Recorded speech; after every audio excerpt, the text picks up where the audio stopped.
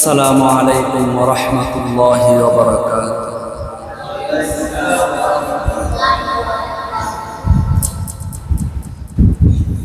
الحمد لله وكفى وسلام على عباده الذين اصطفى. أما بعد فأعوذ بالله من الشيطان الرجيم. بسم الله الرحمن الرحيم.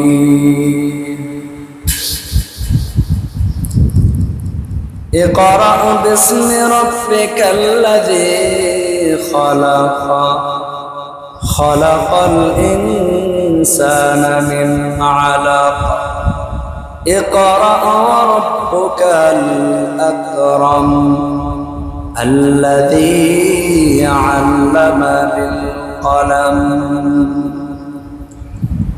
وقال رسول الله صلى الله عليه وسلم: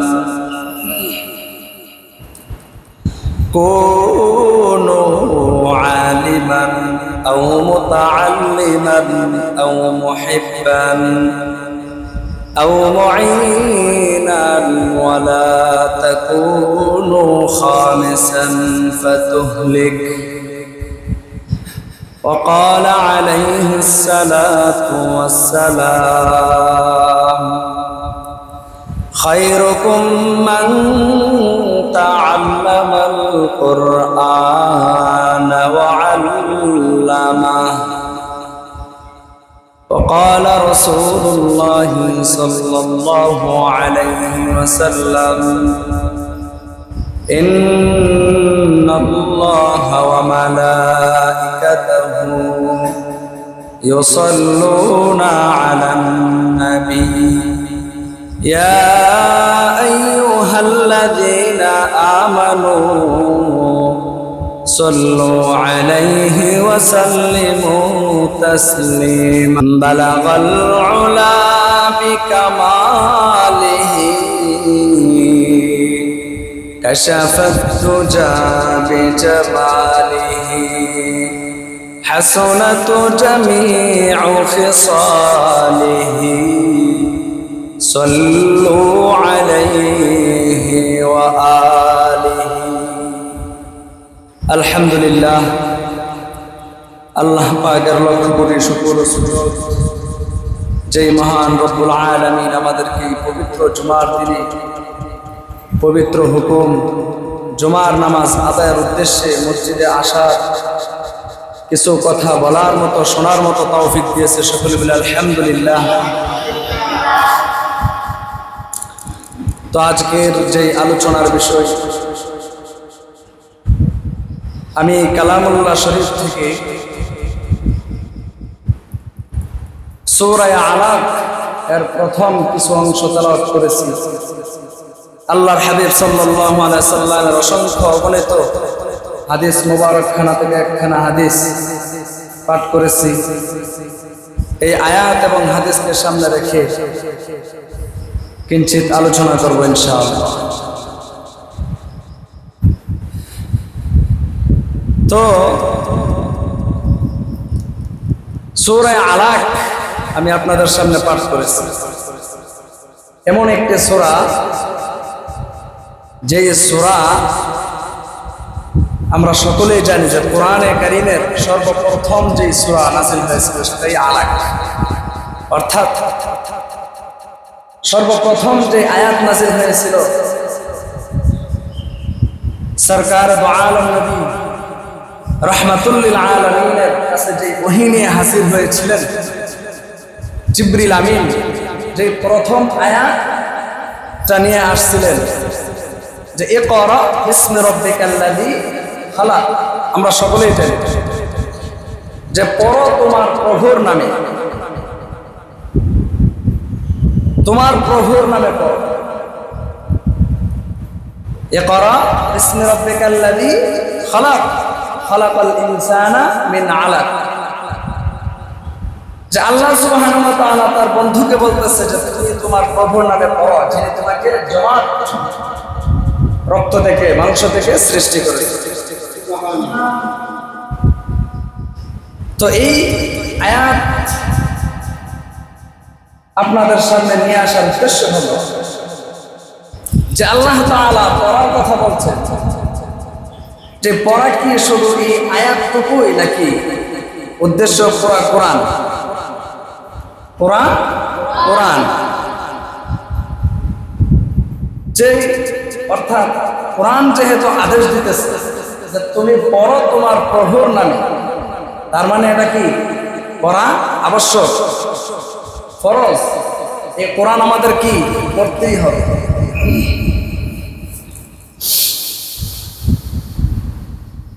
তো আমরা তো মানুষ, সৃষ্টির শ্রেষ্ঠ। তো মানুষ কিভাবে সৃষ্টির শ্রেষ্ঠ? মানুষ হিসেবে আমরা আসছি এই বিধাই শ্রেষ্ঠ, নাকি আমাদের কিছু কাজ আছে, আমল আছে? কাজ আছে, অবশ্যই কাজ আছে। এখন যদি সরাসরি এই মনে করেন যে মানুষ সৃষ্টি শ্রেষ্ঠ এটা মানে, তাহলে মানুষ যে সৃষ্টি নিকৃষ্ট এটাও মানতে হবে। কারণ এই কথাও কোরআনে আছে, উলাইকা কাল আনআম বাল হুম আদল, যে নিকৃষ্ট প্রাণী তার মতো না, তার চেয়েও আরো খারাপ। তার মানে বোঝা গেল মানুষ সৃষ্টির শ্রেষ্ঠ জীব, ঠিক আছে, কিন্তু শ্রেষ্ঠ হওয়ার জন্য আমাদের কিছু কাজও আছে, আমলও আছে।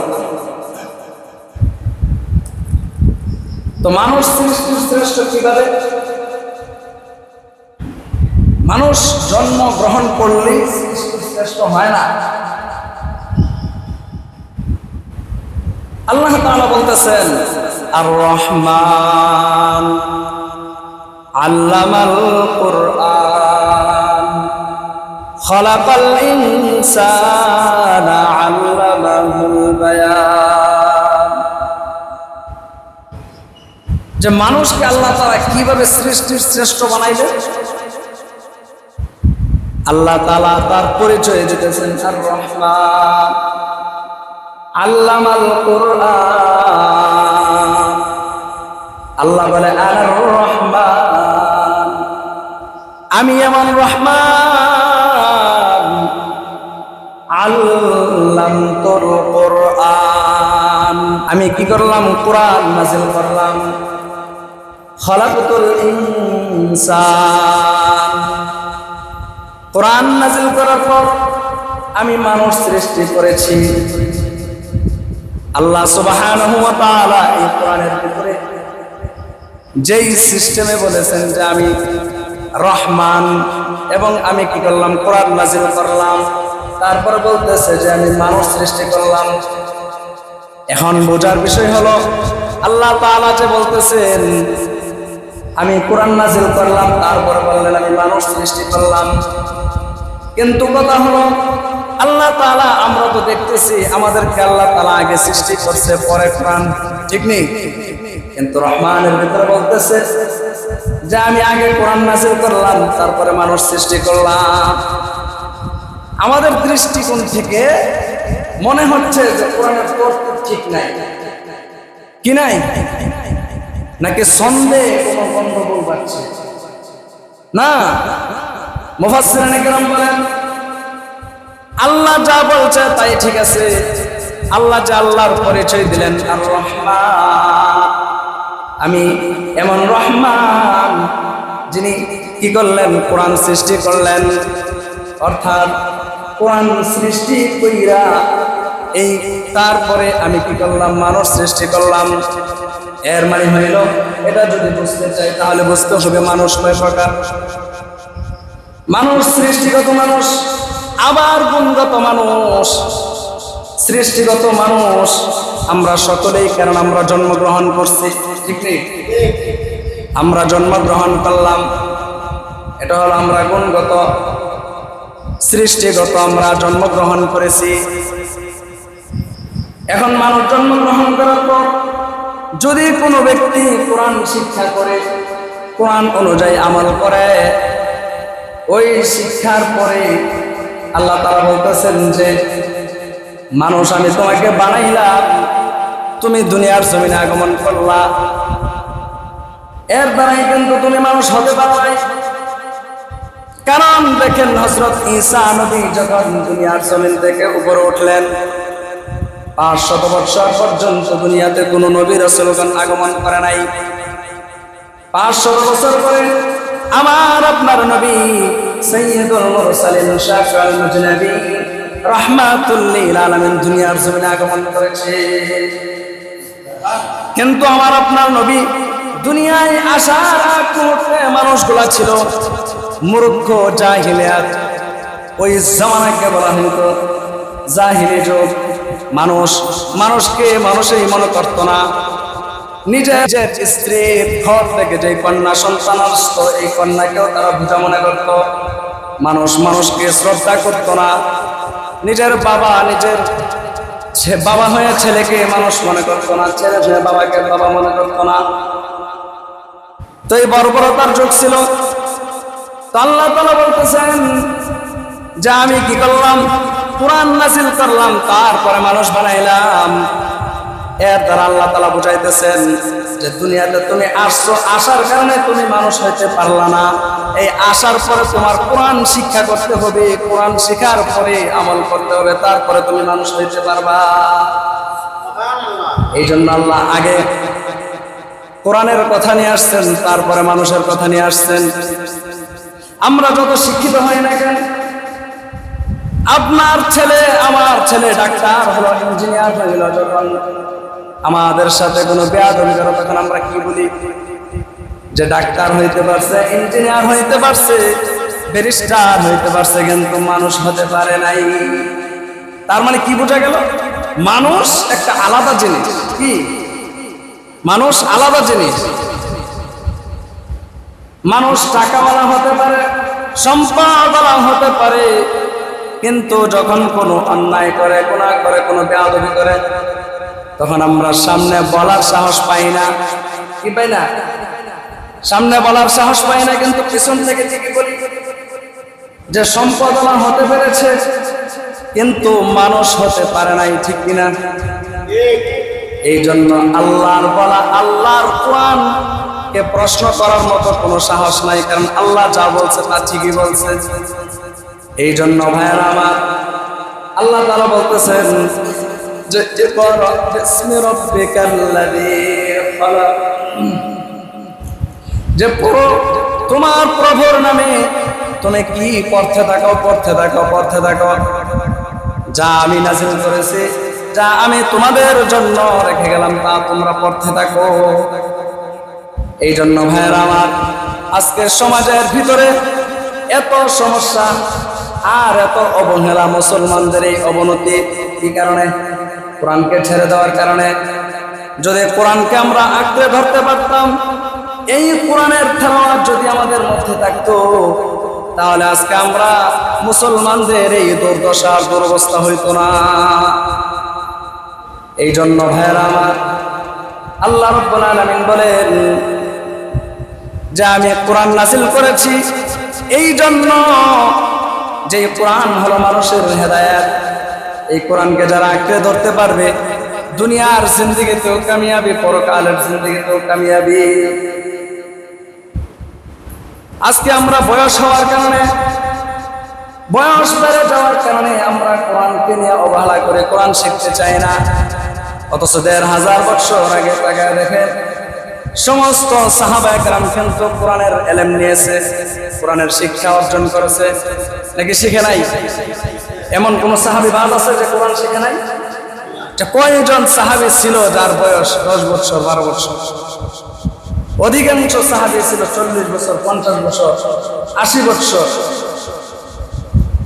সালমান ফারসি রাদিয়াল্লাহু তাআলা আনহু 83 বছর বয়সে তিনি ইসলাম গ্রহণ করেছে। এখন বলেন, তিনি কি ইসলাম গ্রহণের আগে কোরআন শিখছে নাকি পরে শিখছে? পরে শিখছে। সুতরাং বয়স কোনো ব্যাপার না, আমার আপনার ইচ্ছা থাকতেই হবে। আজকে আমাদের ইচ্ছা নাই, যার কারণে আমাদের কোরআন শেখাও হয় না। কোরআনের প্রতি আগ্রহ আর শেখার প্রতি চেষ্টা থাকতে হবে। আল্লাহর হাবিব সাল্লাল্লাহু আলাইহি ওয়াসাল্লাম বলেন, খায়রুকুম মান তাআল্লামাল কুরআন ওয়া আল্লামা। আল্লাহর হাবিব বলেন, তোমাদের মধ্যে যারা আছে সর্বোত্তম সর্বোৎকৃষ্ট ব্যক্তি হলো তারা যারা কোরআন শিক্ষা করে এবং শিক্ষা দেয়। তোমাদের মধ্যে ওই সমস্ত ব্যক্তি উত্তম যারা কোরআন শিখে এবং শিক্ষা দেয়। কেন উত্তম? আমরা সবাই মানি, সবাই বিশ্বাস করি যে কোরআন শ্রেষ্ঠ কিতাব, আল্লাহর কিতাব, শ্রেষ্ঠ জ্ঞান। এতে কোনো সন্দেহ আছে? কোনো সন্দেহ নাই।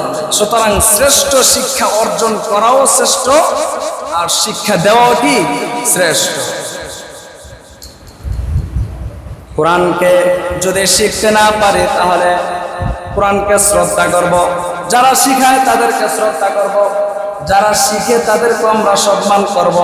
আল্লাহর নবী অপর হাদিসের মধ্যে বলেন, কুনু আলিমান আও মুতাআল্লিমান আও মুহিব্বান আও মুঈনান ওয়া লা তাকুনু খামিসান ফাতুহলি। আল্লাহ নবী সাল্লাল্লাহু আলাইহি ওয়াসাল্লাম বলেন, কুনু আলিমান, সমস্ত উম্মতে মুসলিমাকে উদ্দেশ্য করে বলতেছেন, তোমরা আলেম হও। কি হও? কুনু আলিমান, তোমরা আলেম হও। আও মুতাআল্লিমান, যদি কোনো কারণে আলেম না হতে পারো তাহলে কি হও? আলেমের ছাত্র হও। আলেমের ছাত্র হইতে রাজি আছে কিনা? আলেমের ছাত্র হওয়ার কথা বলছেন। আর যদি আলেমের ছাত্র না হতে পারো তাহলে আও মুহিব্বান, যারা আলেম আছে তাদেরকে মহব্বত করো। এটা হলো 3 নম্বর। 4 নম্বর বলতেছেন, যদি আলেমকে মহব্বত করতে না পারো তাহলে যেইভাবে তোমার সুবিধা হয় সেইভাবে তুমি কি করো? আলেমকে সাহায্য করো। সাবধান সাবধান, 5 নম্বরে যাও না। 5 নম্বর কি? আল্লাহর হাবিব বলেন, ওয়ালা তাকুনু খামিসান ফাতুহলি। যে 5 নম্বর হলো, তোমরা আলেম হইতে পারো নাই, আলেমের ছাত্র হইতে পারো নাই, আলেমকে মহব্বত করতে পারো নাই, আলেমের সাহায্য করতে পারো নাই, কিন্তু সাবধান, তোমরা আলেমের বিরোধিতা করতে যাও না। যদি বিরোধিতা করো, ওয়ালা তাকুনু খামসান ফাতুহলি, তাহলে তোমরা ধ্বংস হয়ে যাবে। কি হয়ে যাবে? ধ্বংস হয়ে যাবে। আজকে বাংলার জমিনের দিকে তাকায় দেখেন, আলেমদের কদর নাই, মর্যাদা নাই, সম্মান না দেওয়ার কারণে আজকে এই বাংলার জমিনে দেখেন কত অশান্তি, কত অশৃঙ্খল, কত বিশৃঙ্খল, জায়গায় জায়গায় মারামারি, হানাহানি। যদি আলেমের সম্মান থাকতো তাহলে সব জায়গায় সব কিছু ঠিক থাকতো। একবারে ব্যক্তি জীবন থেকে নিয়ে রাষ্ট্রীয় জীবন পর্যন্ত, রাষ্ট্র ব্যবস্থা পর্যন্ত আলেমের কদর নাই। যদি আলেমের কদর থাকতো আজকে মুসলমানের সন্তান হইয়া ধর্ষণের শিকার হইতো না, মুসলমানের সন্তান হইয়া কোনোদিন খুন হইতো না, ঘুম হইতো না। নেটের দিকে তাকায় দেখেন, আজকে আমরা মুসলমান, 99% মুসলমানের দেশে আজকে মুসলমানের সন্তান হয়ে হিন্দুদের হাতে ধর্ষণের শিকার হইতেছে। অবাস্তব? ফেসবুক দেখেন না, অসংখ্য অগণিত মাদ্রাসার শিক্ষার্থী, এই গাজীপুরের ঘটনা দেখেন। আজকে কতটা অধপতন আমাদের মুসলমানদের, ইমান আমল আর কোরআনকে ছেড়ে যাওয়ার কারণে আজকে আমাদের বোন, মুসলমানের সন্তান, আমাদের বোন হয়ে তারা ধর্ষণের শিকার হইতেছে। এই টঙ্গীর একজন ইমাম ইসকনের বিরুদ্ধে কথা বলায় তাকে গুম করা হয়েছে। আজকে যদি মুসলমানের ইমান আমল আর কোরআনকে আঁকড়ে ধরে রাখতে পারত তাহলে 90% মুসলমানের দেশে কোনো মাদ্রাসার শিক্ষার্থী ধর্ষণের শিকার হইতো না, কোনো ইমাম গুম খুম হইতো না। আজকে আমাদের মধ্য থেকে কি কোরআনের শিক্ষা উঠে গেছে, কোরআনের শিক্ষা নাই। আর কোরআনের শিক্ষা থাকবেই বা কিভাবে? কোনো দিক দিয়ে কোনো আলেমের মর্যাদা নেই। আজকে আমরা আমাদের সন্তানদেরকে 7-8 বছরের সন্তান, তার পেছনে আমরা একটা ব্যাগ দিয়ে তার পেছনে 10টা-12টা বই দিয়ে দিতে পারি, কিন্তু 10 টাকার একটা কায়দা তার ব্যাগের মধ্যে দিতে পারি না। কেন? আমাদের মন মেজাজ সব কষ্ট হয়ে গেছে। কারণ চিন্তা একটাই, যদি সে মাদ্রাসায় যায়, মসজিদে যায়, তাহলে সে ভবিষ্যৎ কিভাবে খাবে, কিভাবে করবে। সন্তানকে স্কুলে দিতেছেন, দেন, ভার্সিটিতে, কলেজে, যেখানে দেন, সমস্যা নাই, কিন্তু আগে তো কোরআনের শিক্ষাটা দিবেন। যেই সন্তানের মধ্যে কোরআনের শিক্ষা থাকবে, সে কোনোদিন নাস্তিক আর বেঈমানের ভুলের শিকার হবে।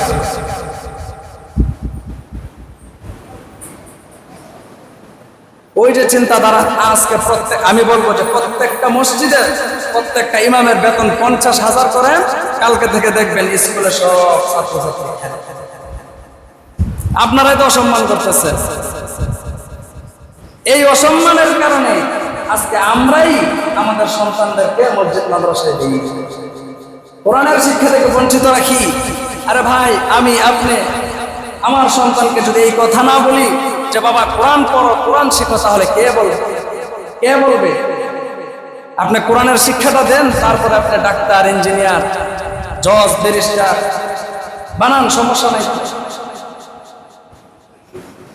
যার ভিতরে কোরআনের ভয় থাকবে, কোরআনের এলেম থাকবে, হাদিসের এলেম থাকবে, সে কোনোদিন নাস্তিক হবে না। তো যেটা বলতেছিলাম যে কোরআনের শিক্ষা থেকে আমরা যত চাইতে থাকবো, তত আমাদের দিন কি হবে, শেষ হইতে থাকবে। আমরা কাফের, মুসলিম, ইহুদি, বেঈমান আর এই ইসকনদের হাতের বলির শিকার হবে। আজকে ইসকন এমন একটা গোষ্ঠী যে হিন্দুদের থেকে একটা গোষ্ঠী মুসলমানদের সন্তানদেরকে জায়গায় জায়গায় খুন করতেছে, এমন গোষ্ঠী যে হিন্দুরা পর্যন্ত এদেরকে পছন্দ করে না। এই বাংলার জমিনে যেখানে 90% মুসলমান, আমরা তো জানি না, জানলেও খবর নাই, মনে করে যে হ্যাঁ খুন হয়েছে, হ্যাঁ গুণ হয়েছে। আরে ভাই, আমার ভাই, আপনার ভাই, আপনার বোন, আমার বোন, কোরআনে কোথাও বলে নাই, হাদিসে কোথাও বলে নাই কাফের আর মুসলমান ভাই ভাই। হাদিসের মধ্যে আসছে আল মুসলিমু আখুল মুসলিম, যে মুসলমান অপর মুসলমানের ভাই। কোরআনে আসছে ইন্নামাল মুমিনুনা ইখওয়া, যে মুমিন মুমিনের ভাই। এ ভাই ভাইয়ের পাশে দাঁড়াবে না, আর ভাই হয়ে বোনের পাশে দাঁড়াবে না, তাহলে কে দাঁড়াবে? এই জন্য যে আজকে আমাদের কোরআনের শিক্ষা নাই। কোরআনের শিক্ষা থাকলে আজকে ব্যক্তি জীবন থেকে নিয়ে রাষ্ট্রীয় জীবন পর্যন্ত কি শান্তি থাকতো। কত মানুষ আমরা কোরআন শিখতে চাই না, আমাদের বয়স হয়ে গেছে।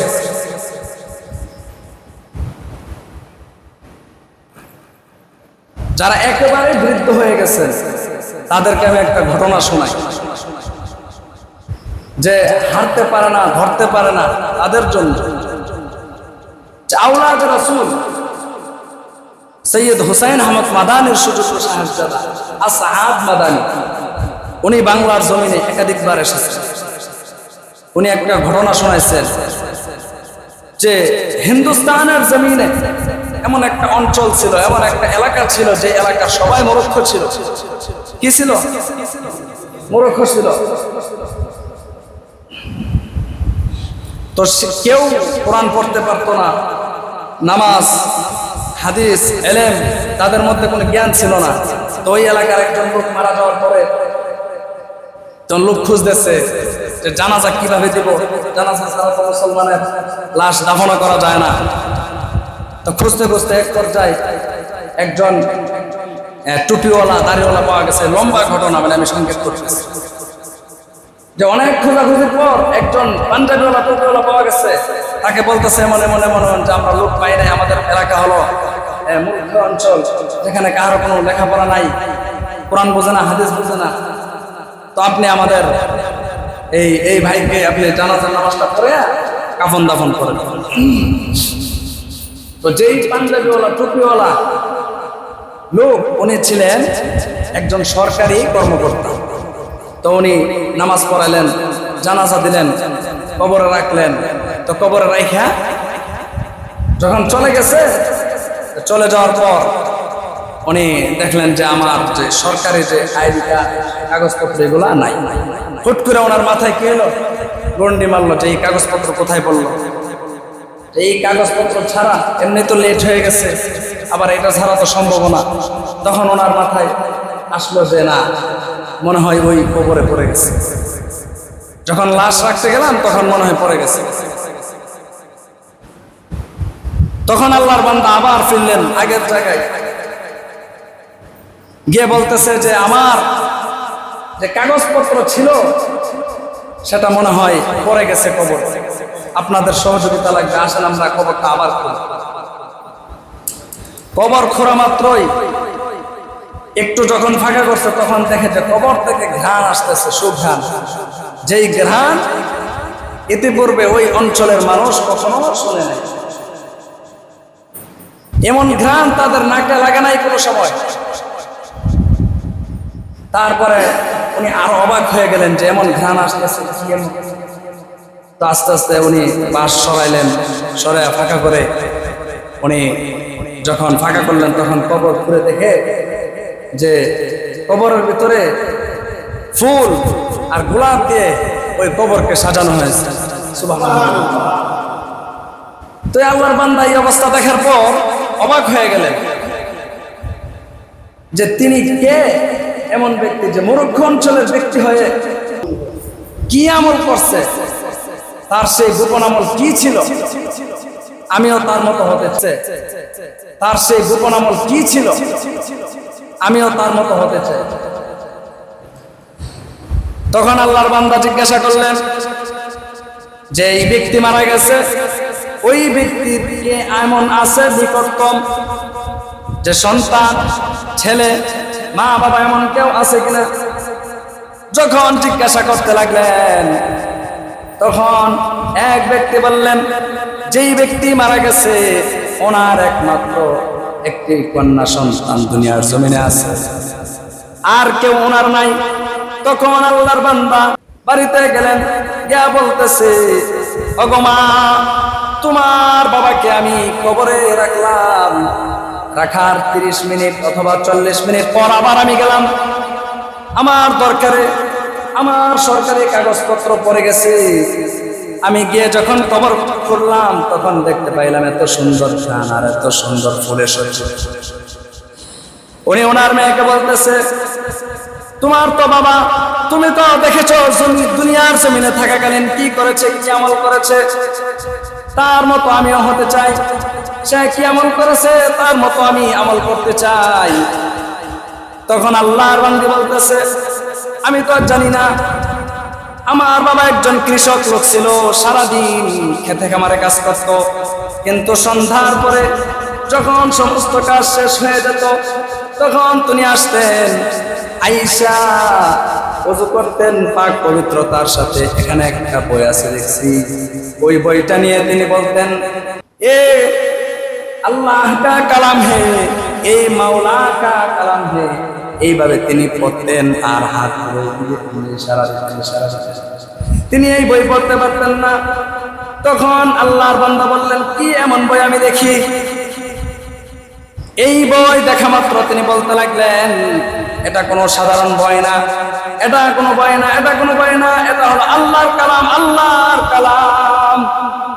এটা দুনিয়ার কোনো সাধারণ বই না, এটা হলো কালামুল্লাহ, আল্লাহর কালাম, কোরআন শরীফ। বলেন সুবহানাল্লাহ। যেই ব্যক্তি কোরআন পড়তে পারে না, কোরআন জানে না, তর্জমা জানে না, শুধুমাত্র মহাব্বতের সাথে, ইয়াকিনের সাথে এই কোরআনের উপর ইশারা দেওয়ার কারণে কোরআনকে প্রতিনিয়ত মাদার সাথে, সম্মানের সাথে যখন তিনি ইশারা করতেন, একটু ধরতেন, এই উসিলায় আল্লাহ তাআলা ওনাকে মাফ করে দিচ্ছে। তাহলে আমরা যারা একবারে বৃদ্ধ হয়ে গেছি আমাদের জন্য সুবর্ণ সুযোগ। যে কোরআন শিখতে পারি নাই বা এখন পারবো না তার মানে এই নাই কোরআনকে আমরা সুকেসের ভিতরে প্যাকেট করে সাজায় রাখবো। প্যাকেটে সাজায় রাখার জিনিস কোরআন না। এই কোরআনকে ধরতে হবে, করতে হবে, শিখতে হবে। এই কোরআন যদি শিখি, কোরআন যদি শিখাই, তাহলে আমাদের সমাজের মধ্যে শান্তি ফিরে আসবে। যত শৃঙ্খলার বিশৃঙ্খল, এই কোরআনকে যদি আমরা আঁকড়ে ধরতে পারি, তাহলে আমাদের আর পথভ্রষ্ট হব না। কারণ আল্লাহ নবী বলেন, তারাকতু ফীকুম আমরাইন লান তাদিল্লু মা তামাসসাকতুম বিহিমা কিতাবাল্লাহি ওয়া সুন্নাত রাসূলি। যে বিদায় হজের ভাষণে বলে গেছেন যে আমি দুইটা জিনিস তোমাদের মধ্যে রেখে গেলাম, একটা হলো কোরআন আর একটা হলো আমার রেখে যাওয়া সুন্নাত। এই দুইটা জিনিস যে আঁকড়ে ধরতে পারবে, কখনোই তোমরা কি হবে না, পথভ্রষ্ট হবে না। এই জন্য আমরা যারা আছি, মুসলমান দাবি করতেছি, মুসলমানের সন্তান হিসেবে আমরাও শিখতে হবে। যদি শিখতে না পারি, আমাদের সন্তানদেরকে শিখাইতে হবে। যদি তাও না পারি, তাহলে যারা কোরআন শিখায়, শিক্ষা দেয়, আলেম আছে, তাদেরকে আমরা মহাব্বত করব, সাহায্য করব, সহযোগিতা করব। কেন? যে হাদিস আমি শুনাইছি যে আলেমদেরকে মহাব্বত করতে হবে, ভালোবাসতে হবে, তবে তাদের বিরোধিতা করা যাবে না। অন্যায়ভাবে বিরোধিতা করলে কি হয়ে যাবে? ধ্বংস অনিবার্য। আল্লাহ রাসূলের হাদিস। আল্লাহ তাআলা আমাদেরকে এই কোরআনের শিক্ষার প্রতি আগ্রহ বাড়ায় দেখ, এবং আমরা যেন সকলেই এই কোরআনের শিক্ষাকে অর্জন